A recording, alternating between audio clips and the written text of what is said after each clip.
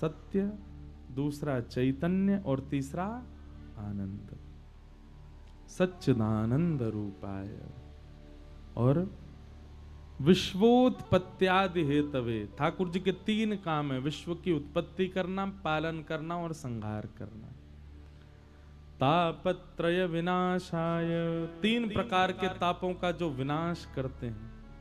हमारे जीवन में 3 ही प्रकार से कष्ट आते हैं, आदि दैविक, आदि भौतिक और आध्यात्मिक। इन तीनों प्रकारों के कष्ट का जो नाश करते हैं, ऐसे श्री कृष्ण को हम बारंबार प्रणाम करते हैं, भगवान को हम वंदन करते हैं। आगे अब महात्म्य यहां से प्रारंभ होता है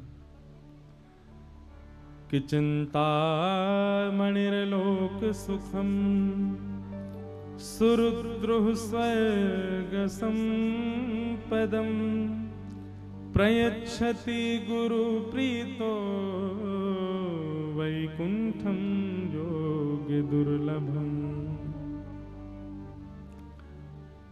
बहुत ध्यान पूर्वक सुनो। एक मणि होती है, उसका नाम है चिंतामणि। उस मणि को हाथ में लेकर के आप जो चिंतन करोगे वो आपको मिल जाएगा, जो सोचोगे वो आपका हो जाएगा। सुरुद्रुः स्वर्ग संपदम, स्वर्ग में एक वृक्ष है जिसका नाम है कल्प वृक्ष। उस वृक्ष के नीचे बैठ करके जो चाहोगे वो आपको मिल जाएगा। चिंतामणि हाथ में लेकर के जो सोचोगे वो मिलेगा, कल्प वृक्ष के नीचे बैठ करके जो सोचोगे वो मिलेगा। पर श्रीमद् भागवत जी का महात्म्य कहता है प्रयच्छति गुरु प्रीतो, यदि गुरु प्रसन्न हो जाएं तो जो चिंतामणि नहीं दे पाई है, जो स्वर्ग का कल्प वृक्ष नहीं दे पा रहा है, जो बड़े बड़े योगी, बड़े बड़े तपस्वी नहीं दे पाएंगे, गुरु की प्रसन्नता वो प्रदान कर देगी। प्रयच्छति गुरु प्रीतो वैकुंठम योग दुर्लभम। जिनके गुरु हैं जीवन में, अच्छा गुरु की प्रसन्नता क्या है? गुरु की प्रसन्नता, भक्त की निष्ठा ही गुरु की प्रसन्नता है। गुरु की आज्ञा का पालन सही तरीके से शिष्य करे, वही गुरु की प्रसन्नता है। और जिनके जीवन में गुरु नहीं है, उनके गुरु कौन है? पिता गुरुस्त्वम जगताम अधीशो। पिता ही, अब यहां वैसे इंद्र कह रहे हैं कि आप ही मेरे पिता हो, आप ही गुरु, पर पिता ही प्रथम गुरु होता है, मां ही प्रथम गुरु होती है। ये माता पिता ही प्रथम गुरु हैं। कहने का अभिप्राय समझ रहे हैं? जितने बच्चे बैठे हैं यहां पर ध्यान से सुनो। माता पिता की प्रसन्नता सबसे बड़ी तपस्या है। यदि बालक उनको प्रसन्न करके रखता है तो नाथ और देव उससे सदा ही प्रसन्न रहते हैं। और कोई बालक यदि मातृपितृ प्रसन्नता पर ध्यान नहीं देता और देवों के पीछे लगा है और देवताओं को प्रसन्न करने में लगा है, कोई उपचार, कोई लाभ नहीं मिलेगा उसको। वो बात अलग है कि मीराबाई जैसी स्थिति हो जाए। मीराबाई की स्थिति अलग है, उनके लिए सर्वस्व श्री कृष्ण है, माता पिता ही श्री कृष्ण है। करमेती बाई के लिए सब कुछ श्री कृष्ण है। वो स्थिति एक अलग होती है। पर आप संसार के हो, संसारी व्यवहार में रहते हो और तब भी माता पिता को कष्ट देते हो, तो आप कितने भी हनुमान चालीसा के पाठ करो, कितने भी देवी देवताओं को मनाओ, कोई आपसे प्रसन्न रहने वाला नहीं। इसलिए गुरु प्रसन्नता सर्वोपरि है, गुरु प्रसन्नता सर्वोप्रधान है, और गुरु माता पिता है। प्रयच्छति गुरु प्रीतो वैकुंठम योग दुर्लभम। इसलिए आज के बालकों को ये बात समझनी चाहिए, चलते फिरते लक्ष्मी नारायण है हमारे घर में, उनको प्रसन्न रखे। 88,000 सौनकादि ऋषियों ने ये बात सूत जी महाराज से कही। अब प्रसंग सुनो क्या है। 88,000 सौनकादि ऋषि नैमिषारण्य में यज्ञ कर रहे थे। किस लिए यज्ञ कर रहे थे? कलयुग के जीवों के कल्याण के लिए। लेकिन यज्ञ करते करते उनको यह अनुभव हुआ कि यज्ञ से जीव कल्याण होने वाला नहीं है। तब उसी सभा में सूत जी का आगमन हुआ और सूत जी से 88,000 सौनकादि ऋषियों ने प्रश्न किया, भगवान मानव कल्याण कैसे होगा, कलयुग के जीव का कल्याण कैसे होगा। अब हम आपसे एक प्रश्न करें, यहां पर इतने सारे लोग बैठे हैं, कई लोगों की आयु मुझसे दुगनी है, बताओ कल्याण किसे कहते हैं, मानव कल्याण किसको कहते हैं? कभी इस बात पर चिंतन किया कि मानव कल्याण का मतलब क्या होता है? अभी यहां पर अगर माइक लगा के आप सबसे कहा जाए कि करके आओ, बताओ मानव कल्याण क्या है, तो आप सबका अधिकतर एक ही उत्तर होगा, भगवत प्राप्ति, भगवान की प्राप्ति मानव कल्याण है। बोलेंगे सब लेकिन करेगा कोई नहीं। बाहर जाते सबके लिए कल्याण का मार्ग क्या है? बहुत धन कमाना। सबके लिए कल्याण का मार्ग क्या? कानपुर में बहुत बड़ा घर बनाना है। अरे उसको दिखाना है मुझको, ऐसा घर नहीं बनाया तो फिर मैंने क्या किया? कल्याण का मार्ग क्या है? बेटा का बहुत अच्छा ब्याह करना, बेटी का ऐसा ब्याह करना कि 4 लोग कहें हाँ भाई कुछ किया था। मंच पर आकर के आध्यात्मिक स्थिति में सब बोलते हैं कि भगवत प्राप्ति कल्याण है, पर करता कोई नहीं। कल्याण का मार्ग सबके लिए बड़ी गाड़ी खरीदना, बड़े घर लेना, खूब नाम शोहरत कमाना, खूब धन कमाना, ऐश्वर्यवान होना, संपत्तिवान होना, सुखी रहना, इसको लोग कल्याण समझते हैं। याद रखिएगा, सुखी रहना, ऐश्वर्यवान होना, धन कमाना, बहुत संपत्ति होना, ऊंचे ऊंचे घर होना, ये सब कुछ रावण के पास था, सब कुछ था। सीता जी के हरण से पहले का रावण का जीवन देखो आप। रावण के पास हर वो वस्तु थी आज का मानव जो अपने जीवन में चाहता है, पर शरीरम स्वरूपम तथा वा कलत्वम रथश्चारुरुचिरम धनम मेरुतुल्यम मनश्रेण लग्नम कृष्ण चरणारविंदम ततः किम ततः किम ततः किम ततः किम। शास्त्र का श्लोक है। सुंदर शरीर है आपका, सुंदर स्वरूप है, पत्नी भी बहुत सुयोग मिल गई, बहुत अच्छा घर बन गया, बहुत अच्छी संपत्ति, सब कुछ है आपके पास, पर मनश्रेण लग्नम कृष्ण चरणारविंदम, सब कुछ हो गया पर मन नहीं लगा ठाकुर जी के चरणों में। तो आपके पास आई हुई वस्तु कुछ क्षण के लिए, कुछ घंटों के लिए, कुछ साल के लिए आपको सुखी दिखेगी, कुछ साल बाद वो फीकी लगने लग जाएगी, उसका रूप रंग सब बर्बाद होता चला जाएगा। पर आपके पास गाड़ी है, पत्नी है, घर है, स्वरूप है, बलवान हो, सब कुछ है, ऐश्वर्य है, पर सब ठाकुर जी से संबंधी है। अंतिम श्वास तक सब सुंदर रहेगा, अंतिम श्वास तक सब मधुर लगेगा। धन कमाना बुरी बात नहीं है, घर बनाना बुरी बात नहीं है, बड़ी गाड़ी खरीदना बुरी बात नहीं, अच्छा ब्याह करना बुरी बात नहीं, ऐश्वर्यवान होना, संपत्तिवान होना, खूब यश कीर्ति होना, ये कोई बुरा नहीं है, पर भगवत संबंधी होना सब कुछ ये करना है।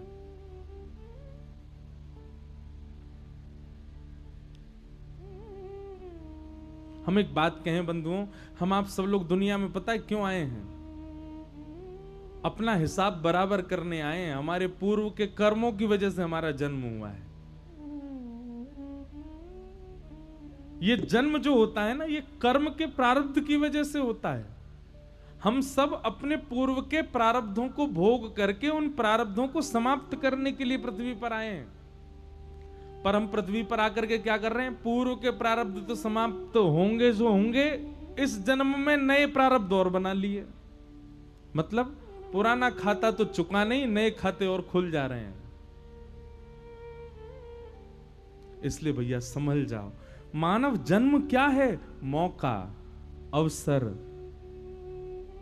मैं और आप मानव बने, इसका मतलब ठाकुर जी ने हमको एक मौका दिया, एक अवसर दिया है। निवृत्त हो लो, निकल लो सब चीजों से, पर हम निकल तो रहे नहीं और फंस रहे हैं और प्रवृत्त हो रहे हैं और पकड़ रहे हैं चीजों को।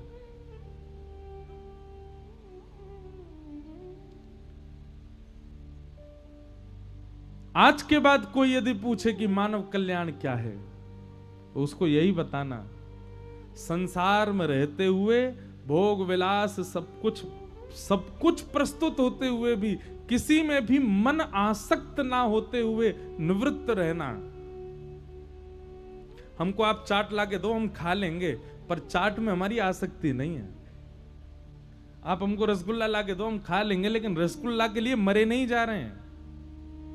हमको आप 5 स्टार होटल में रोक दो, रुक जाएंगे, पर 5 स्टार होटल में आसक्ति नहीं है।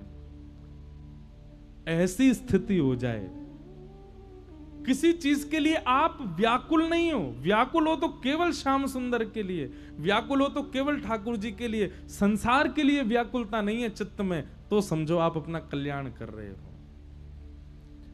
और किसी भी वस्तु के प्रति आपके चित्त में आसक्ति, उसके प्रति व्याकुलता, उसके प्रति तड़पन है, तो आप ये सोच लो दूसरा खाता खोल लिया आपने, अभी आपको कितनी बार आना पड़ेगा पृथ्वी पर।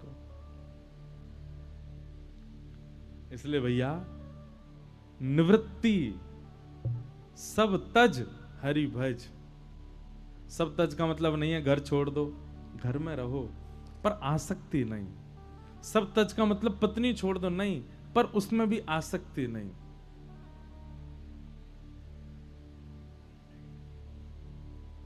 बिन गोपाल को नहीं अपनो, जासों की रहती रही हैं, मन पंछी उड़ जई हैं जा दिन, मन पंछी उड़ जई हैं। सूरदास जी का पद है। ता दिन तेरे तन तरुवर के, सब ही पात झड़ जई हैं, मन पंछी उड़ जई हैं जा दिन, मन पंछी उड़ जई हैं।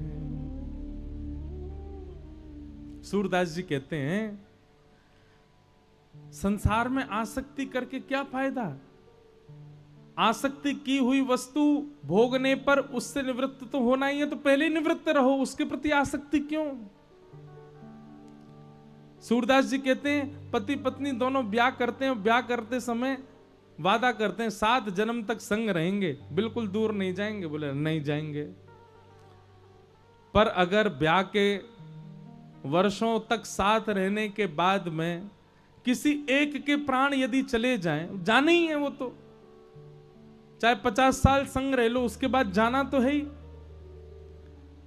किसी भी एक के यदि प्राण चले गए, तो जिसके प्राण गए हैं, जा प्रियतम सो प्रीति घनेरी, सो देख डर जई हैं। सूरदास जी कहते हैं।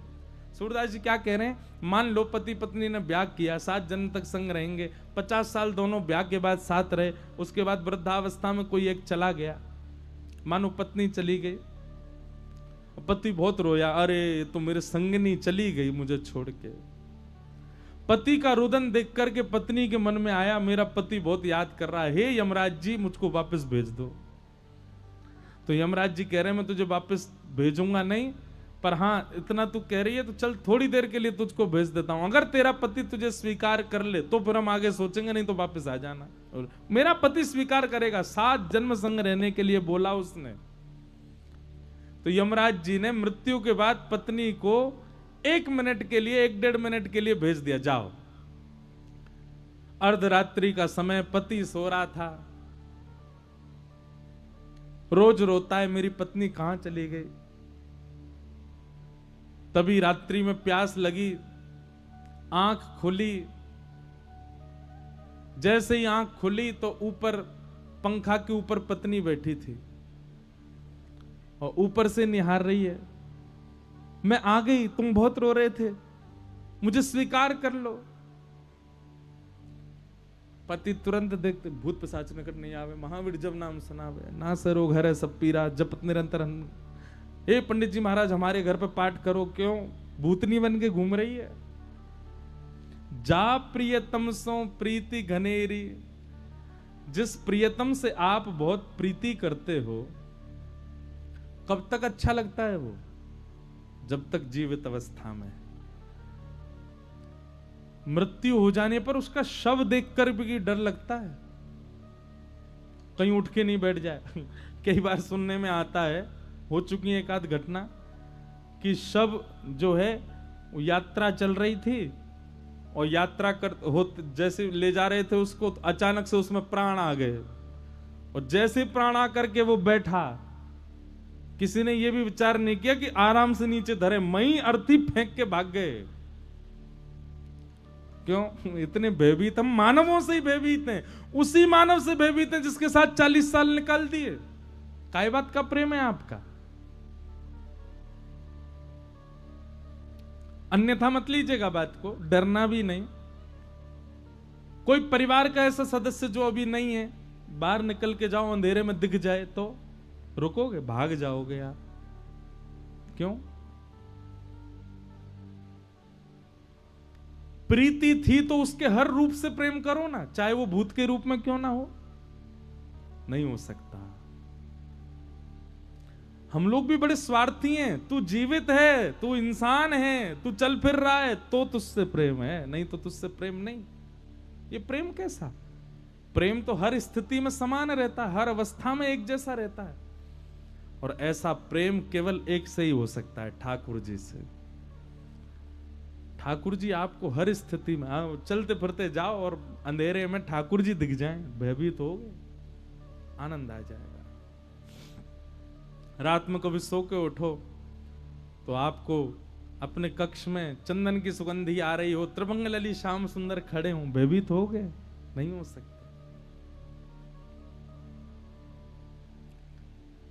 जिसकी हर अवस्था आपके प्रेम को वर्धमान करती है, प्रेम उस स्थिति आपको प्रेम का, अभी जिससे आप प्रेम करते हो वही कुछ गलत कर दे, वही कुछ ऐसा कर दे जो संसार स्वीकार ना कर रहा हो, तो आप भी अस्वीकार कर दोगे उसको। पर ठाकुर जी नहीं, ठाकुर जी सदा प्रिय रहते हैं। तो कल्याण का मार्ग क्या है? यह बोध हो जाना कि संसार में हर वस्तु जब तक जीवित है तब तक उपयोग में लेनी है, इसके प्रति आसक्त नहीं रहना है। यह बोध हो जाना ही हमारा कल्याण है, इसी से ही कल्याण हो जाना है। लेकिन ये कल्याण का मार्ग हृदय में स्थापित कैसे होगा? यह प्रश्न सौनकादि ऋषियों ने सूत जी से किया। तब सूत जी उत्तर देते हुए कहते हैं, श्रीमद् भागवतम शास्त्रम कलौ कीरेण भाषितम। श्रीमद् भागवत शास्त्र में ये बल है कि उनका अनुष्ठान श्रवण करने वाला, कथा श्रवण करने वाला व्यक्ति वो इतना विवेकी हो जाएगा, उसको ये बात का अंदाजा और अनुभव हो जाएगा कि क्या उचित है क्या अनुचित है। तब सौनकादि ऋषियों ने प्रश्न किया, बोले भागवत की कथा किसने किसको सुनाई, इनका प्रारंभ कैसे हुआ, कृपा करके इनके बारे में थोड़ा इनका महात्म्य बताओ। तब सूत जी महाराज ने महात्म्य बताते हुए कहा, एक बार की बात है, नारद जी महाराज बद्रीनाथ गए और बद्रीनाथ में जाकर के उन्होंने सनत कुमारों को पृथ्वी पर हो रहे दुष्कर्म के बारे में बताया। बहुत ध्यान से सुनना। और नारद जी महाराज बोले, मैंने सब जगह पाप देखा लेकिन वृंदावन जाकर के मैंने आश्चर्य देखा। क्या? कि एक युवती बैठी है यमुना जी के तट पर, एक परम युवती, परम सुंदर युवा अवस्था की कन्या, और उसकी गोद में दो वृद्ध लेटे हैं, सफेद दाढ़ी वाले बूढ़े बूढ़े व्यक्ति, और दोनों के सिर को सहलाती हुई वो जोर जोर से रो रही है। ये आश्चर्यचकित दृश्य देख करके मैंने पूछा, देवी तुम कौन हो और तुम रो क्यों रही हो, तुम्हारी गोद में ये दो वृद्ध कौन है? तब उसने मुझे बताया, अहम भक्ति ऋतिख्याता इमो में तनयो मतौ ज्ञान वैराग्य ना मानो काल योगेन जर्जरो। मैं भक्ति हूं और ये दोनों मेरे पुत्र हैं, ज्ञान और वैराग्य। मुझे सब चाहते हैं इसलिए मैं युवा हूं, पर मेरे पुत्रों को कोई नहीं चाहता, इसलिए दोनों वृद्ध हैं। नारद जी महाराज ने प्रणाम किया, भक्ति महारानी को देखा, बोले कि देवी तुम चिंतित मत हो, मैं कोई उपचार, बोले उपचार कीजिए, नहीं तो मैं विदेशम गम्यते मया। भक्ति ने कह दिया मैं विदेश चली जाऊंगी, मेरे पुत्र प्रसन्न नहीं है, मैं प्रसन्न कैसे रह सकती हूं। बंधु एक बात ध्यान से सुनना, भक्ति सबके चित्त में होती है, पर हम उस भक्ति से प्रसन्न क्यों नहीं रहते, भक्ति से हमको प्रसन्नता क्यों नहीं रहती? क्योंकि हमारी भक्ति के दो पुत्र ज्ञान और वैराग्य हमारे चित्त में नहीं है, इसलिए। और जहां पुत्र प्रसन्न नहीं, वहां मां कैसे प्रसन्न रहे? भक्ति के दो पुत्र हैं, ज्ञान और वैराग्य। ज्ञान और वैराग्य की परिभाषा क्या है, मैं हर कथा में बताता हूं। ज्ञान का मतलब बहुत पता होना, बहुत जानकारी होना मतलब ज्ञान नहीं होता। ज्ञान का मतलब विवेकी होना, सही और गलत की पहचान होना, उसको ज्ञान कहते हैं। और वैराग्य किसको कहते हैं? वैराग्य मतलब सब छोड़ देना वैराग्य नहीं होता, सबके बीच रहते हुए भी सब में आसक्ति ना होना, इसको वैराग्य कहते हैं। ये दोनों ही हमारे चित्त में नहीं है, ज्ञान भी नहीं है, वैराग्य भी नहीं है, इसलिए भक्ति तो है पर प्रसन्न नहीं है। आप साधुओं को देखो, संतों देखो, महात्माओं को देखो, और या फिर कई गृहस्थियों को भी देखो, वो भक्ति उनके अंदर होती है पर उसके बाद भी वो प्रसन्न रहते हैं। क्यों? क्योंकि उनके भीतर विवेक भी है, ज्ञान है और वैराग्य भी है। इसलिए याद रहे, भक्ति नहीं कमानी है, भक्ति तो हमारे चित्त में आ ही जाती है। कमाना क्या है? ज्ञान और वैराग्य। और ज्ञान का मतलब बहुत पोथियां पढ़ना नहीं होता, ज्ञान का मतलब विवेकी होना। ज्ञानी व्यक्ति की एक विवेक बुद्धि प्रकट हो जाती है, कहां जाना उचित, कहां जाना अनुचित, क्या खाना उचित, क्या खाना अनुचित। अब पढ़ा लिखा तो बहुत है, जानकारी तो बहुत है, पर खा रहा है क्या? मुर्गा किनार मरोड़ के खा रहा है। काय बात का ज्ञानी? एक जीव हिंसा कर रहा है, एक जीव को खा गया।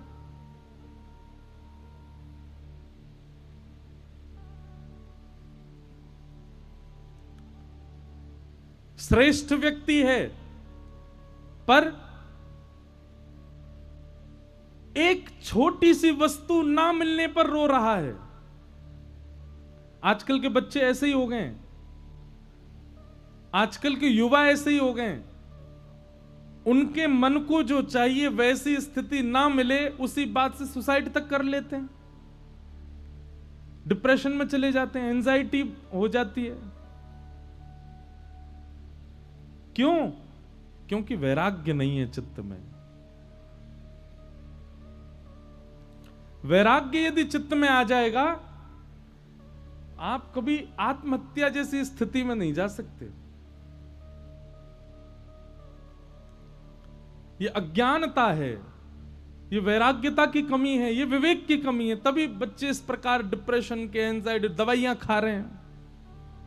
हमसे सबसे ज्यादा युवा बालक ही मिलते हैं, उनकी स्थिति देखो कैसी रहती है, हताश, उदास, परेशान, नशे पत्ते में पड़े हुए हैं।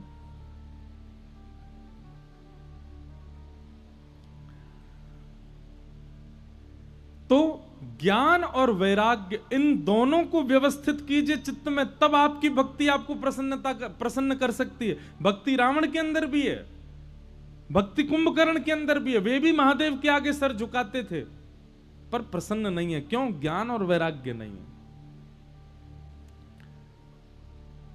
भक्ति तो है।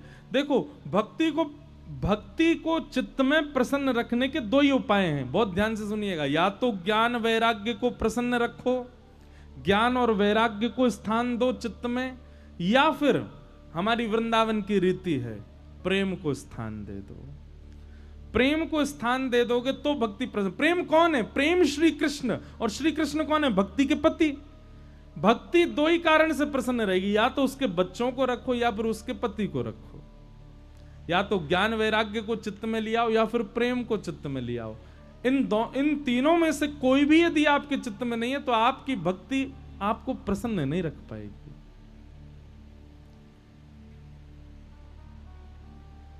भक्ति महारानी नारद जी से कहती है कि मेरे बालकों को आप प्रसन्न करने का प्रयास करो, इनको युवा बनाओ। तब नारद जी महाराज बड़े बड़े विद्वानों के पास जाके पूछते हैं कि भक्ति के पुत्र ज्ञान और वैराग्य युवा कैसे होंगे? कोई भी उत्तर नहीं बता पाया। तब नारद जी सनत कुमारों से पूछते हैं कि भक्ति के पुत्र ज्ञान और वैराग्य युवा कैसे होंगे? तब सनत कुमारों ने 5 प्रकार के यज्ञ बताए कि द्रव्य यज्ञास्तपो यज्ञ योग यज्ञ तथा परे स्वाध्याय ज्ञान यज्ञश्च ते तु कर्म विसूचका। सबसे पहला यज्ञ क्या है? बोले तप यज्ञ। सबसे पहला यज्ञ क्या है? द्रव्य यज्ञ।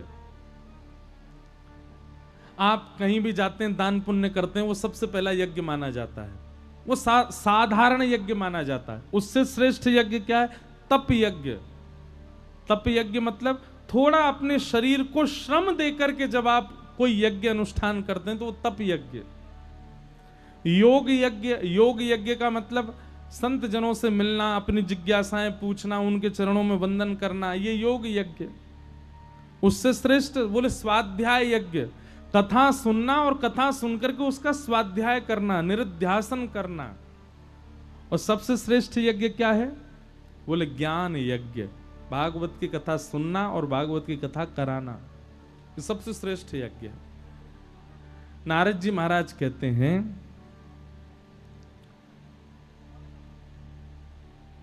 सूत जी कहते हैं, सनत कुमार कहते हैं कि सबसे बड़ा यज्ञ है भागवत की कथा। हे नारद जी, यदि भक्ति के पुत्र ज्ञान और वैराग्य को आपको पुष्ट करना है तो भागवत की कथा कराओ। भागवत की कथा से ही चित्त में वृद्ध हो गए ज्ञान और वैराग्य युवा होते हैं। भागवत की कथा श्रवण करने से ही ज्ञान और वैराग्य इन दोनों में युवावस्था प्रकट होती है। नारद जी महाराज जोर से हंसने लगे, बोले महाराज आप तो भागवत जी की इतनी महिमा बता रहे हो, मैंने तो वेद सुना दिए, मैंने गीता जी का पाठ सुना दिया, उससे कोई फर्क नहीं पड़ा, भागवत जी से कैसे हो जाएगा? सूत जी महाराज कहने लगे, बोले भैया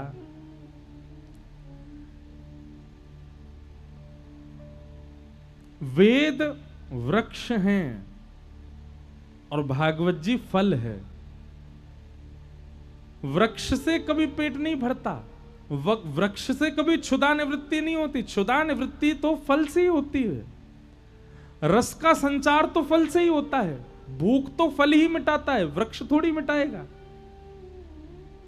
आपको भूख लगे, जाओ आम का पेड़ खा लो। क्यों? आम में रस कहां से आता है? पेड़ से ही तो आता है। आम का जन्म कहां से होता है? पेड़ से ही तो होता है। आम में सारे गुण वृक्ष से आए हैं, लेकिन फिर भी वृक्ष नहीं खाया जाता। वही बात यहां पर समझाते हुए कहते हैं, बोले वेदों से भागवत प्रकट हुई है। वेद वृक्ष हैं, जो काम भागवत जी कर देंगी, क्योंकि भागवत फल है, वो वृक्ष नहीं कर पाएगा। इसलिए भूख लगने पर आपको वृक्ष के पास तो जाना होता है, पर वृक्ष से मांगना तो फल ही पड़ता है ना। भागवत वेदों का फल है भागवत, इसलिए भागवत जी कराओ। भागवत कराते ही ज्ञान और वैराग्य दोनों पुष्ट हो जाएंगे।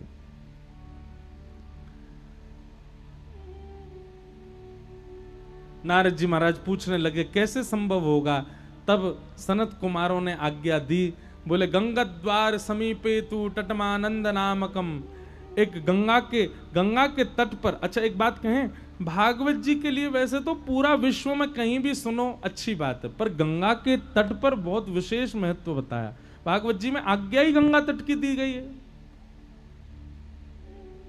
सनत कुमारों ने आज्ञा की, बोले हरिद्वार के पास में एक आनंद नाम का वन है जिसको ऋषिकेश कहते हैं, वहां भागवत की कथा कराओ। श्रोताओं की बैठने की उत्तम व्यवस्था करो, सबकी प्रसाद की उत्तम व्यवस्था करो और बढ़िया प्रेम से कथा कराओ।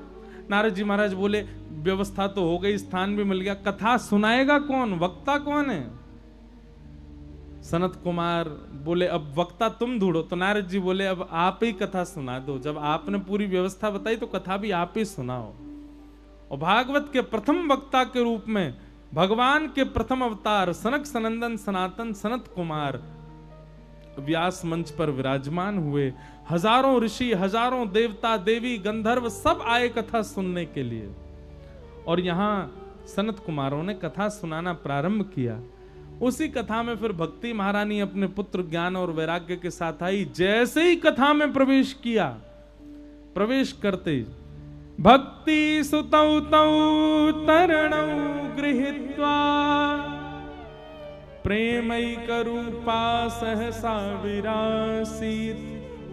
श्री कृष्ण गोविंद हरे मुरारे नाथेति नामानि मुहुर्वदन्ति। भक्ति सुतौ तौ तरणौ गृहीत्वा प्रेमई, भक्ति अपने ज्ञान और वैराग्य पुत्र के साथ युवा हो गई। बंधुओं, आज प्रथम दिन है कथा का। जैसे जैसे कथा आगे बढ़ेगी, निश्चित है आपके चित्त का ज्ञान, आपके चित्त का वैराग्य वो प्रगाढ़ हो जाएगा, वो श्रेष्ठ होता चला जाएगा। पर करना क्या है? 7वें दिन कथा जब विश्राम होगी, उसके बाद ये दोनों वृद्ध ना हो। 7 दिन में कथा इनको युवा तो कर जाएगी आपके चित्त में, ज्ञान और वैराग्य आपके चित्त में युवा हो जाएंगे 7 दिन में, ये हमारी गारंटी है। पर 7 दिन के बाद जब आप 8वें दिन से फिर से संसार में लगोगे, फिर ये दोनों वृद्ध नहीं होने चाहिए। इसकी जिम्मेवारी आपकी है। तो उसके लिए क्या करें? बोले अपना नियम बना लीजिए, नित्य कथा का श्रवण करो, नित्य कथा की कोई ना कोई बात का पालन करो। कल से कुछ लिखने के लिए बैठिए, हर दिन की कथा में से कोई एक अच्छी बात, 1 2 4 जो बातें अच्छी लगती हैं लिखो और उन बातों को जीवन भर पालन करो। हर दिन आज इस बात का पालन करेंगे, आज इस बात का, इस प्रकार जीवन जीना प्रारंभ कर दो। आपके चित्त के ज्ञान वैराग्य कभी वृद्ध नहीं हो सकते, सदा युवा बने रहेंगे। और ज्ञान वैराग्य यदि युवा बने रहे तो भक्ति प्रसन्न रहेगी, और भक्ति प्रसन्न रही तो भक्ति की प्रसन्नता से ठाकुर जी प्रसन्न रहेंगे, और ठाकुर जी प्रसन्न हो गए तो जीवन का कल्याण निश्चित है, उद्धार हो जाएगा। सुनने तक सीमित मत रखना कथा को, केवल सुनकर के चले गए और अपना काम तमाम, बस नहीं। कथा करानी है बस हमको, चाहे कैसे करा ले, ऐसे काम नहीं चलता। ऐसे कथा तो कोई भी करा लेगा। कथा कराने से ही आपका काम नहीं बनेगा, कथा जीवन में कुछ परिवर्तन करके जाए। 7 दिन बाद आप पहले से अलग दिखने चाहिए हो तो समझो आपने कथा सुनी। नहीं, इतना धन लगा दिया, इसका क्या फायदा होगा? फिर इतने लोग वृंदावन से बुला लिए आपने, इतना धन लगा लिया, इतने वैष्णवों को कथा सुनो, फिर भी वैसे ही रहे जैसे पहले थे, क्या फायदा कथा का? कथा परिवर्तन करती है जीवन में, और ये परिवर्तन होना ना होना ये मेरे हाथ में नहीं है, ये आपके हाथ में। इसलिए हर दिन कथा में से एक सूत्र लेकर के जाइए और उन सूत्रों को जीवन भर पालन करने का संकल्प धारण कीजिए, आपका जीवन परिवर्तित हो जाएगा। भक्ति ज्ञान वैराग्य तीनों युवा हो गए, और युवा होते ही नारद जी महाराज ने व्यास जी को प्रणाम किया और भक्ति को सबके चित्त में निवास करने की आज्ञा दी। इस प्रकार भक्ति महारानी के ऊपर कृपा हुई। आगे फिर प्रश्न किया गया, कथा सुनने से कौन कौन से पाप नष्ट होते हैं? ध्यानपूर्वक सुनिएगा।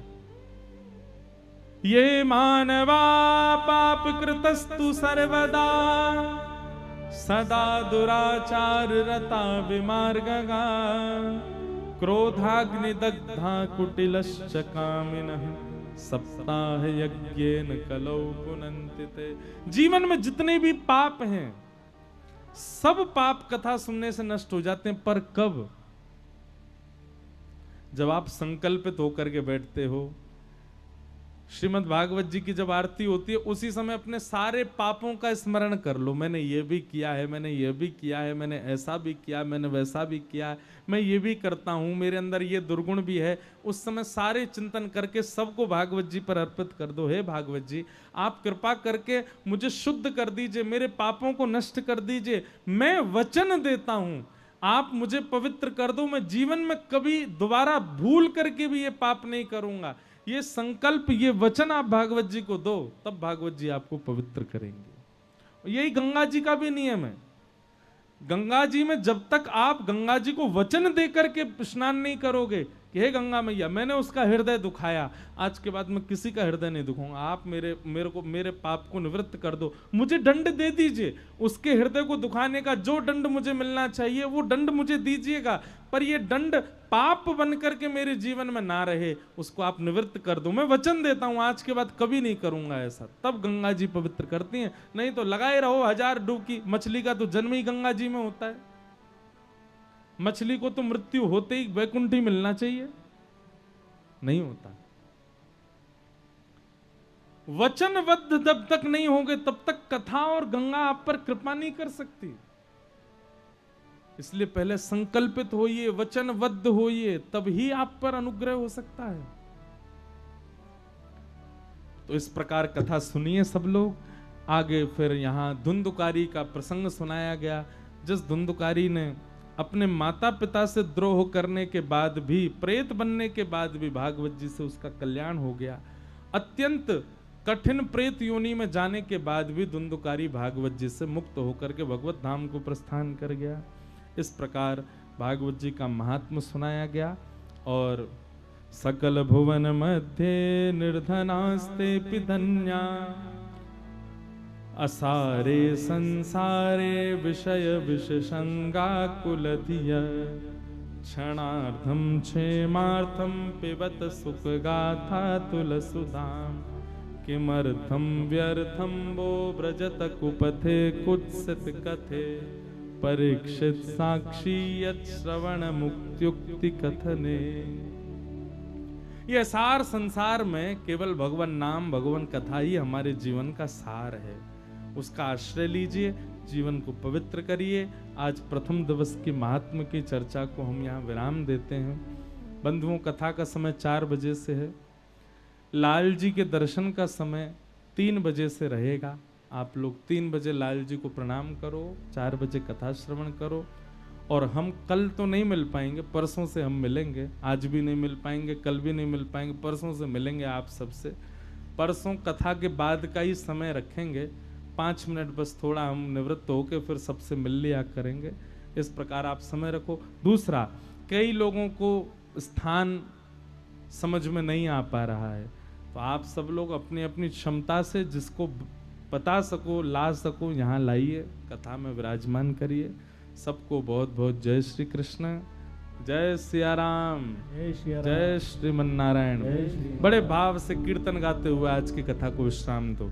हे भजो गोविंद दामो गिरधारी, भजो मुकुंद माधव मुरारी, भजो मुकुंद माधव गिरधारी, भजो मुकुंद माधव गिरधारी, हे भजो मुकुंद माधव गिरधारी, भजो मुकुंद माधव गिरधारी, गिरधारी बनवारी, गिरधारी बनवारी,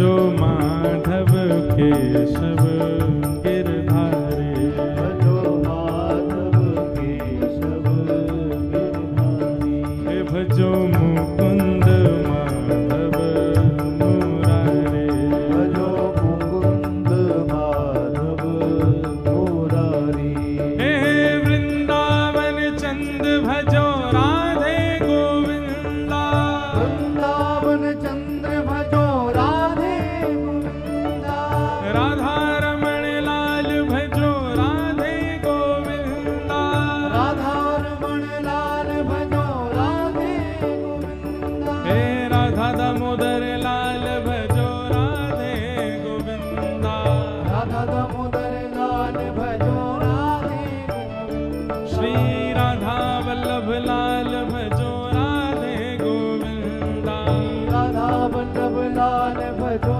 राधे गोविंदा, हे राधे राधे राधे राधे राधे गोविंदा, राधे राधे राधे राधे राधे गोविंदा, भजो राधे राधे राधे राधे राधे गोविंदा, राधे राधे राधे राधे राधे गोविंदा, हे भजो राधे गोविंदा, राधे गोविंदा, हे भजो वृंदावन चंदा, वृंदावन चंद्र हे भजो राधे गोविंदा, राधे गोविंदा, भजो राधे गोविंदा, राधे गोविंदा, हे भजो राधे गोविंदा, राधे गोविंदा, हे भजो राधे गोविंदा, राधे गोविंदा, हे भजो राधे राधे राधे राधे राधे गोविंदा, राधे राधे राधे राधे राधे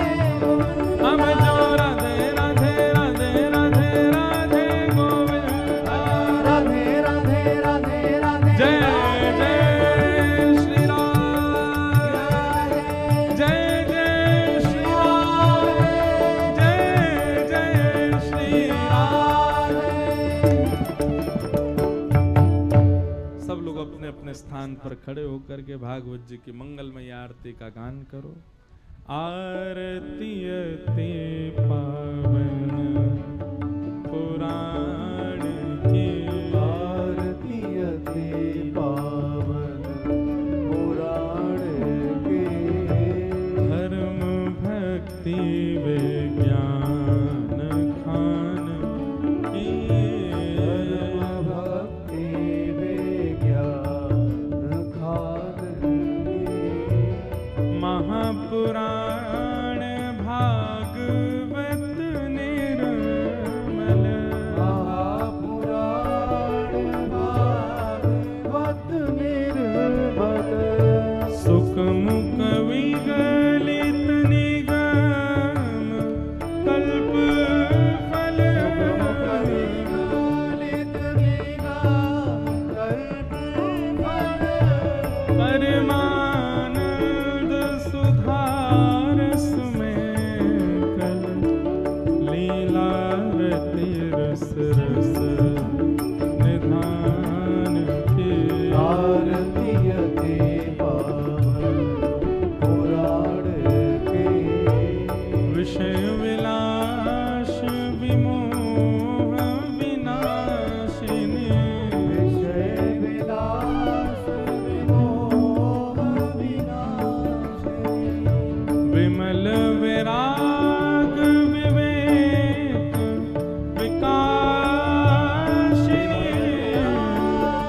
विवेक विकासिनी, भगवत तत्व रहस्य प्रकाश, परम ज्योति परमात्म ज्ञान की, आरती अति पावन पुराण के, परमहंस मुनि मन उल्लासिनी, परमहंस मुनि मन उल्लासिनी, रस हृदय रस रास विलासिनी, रस रास विलासिनी, भुक्ति मुक्ति रहती प्रेम सुदास कथा किंचन प्रिय सुजान के आरती अते पावन पुराण के धर्म भक्ति विज्ञान खान के आरती अते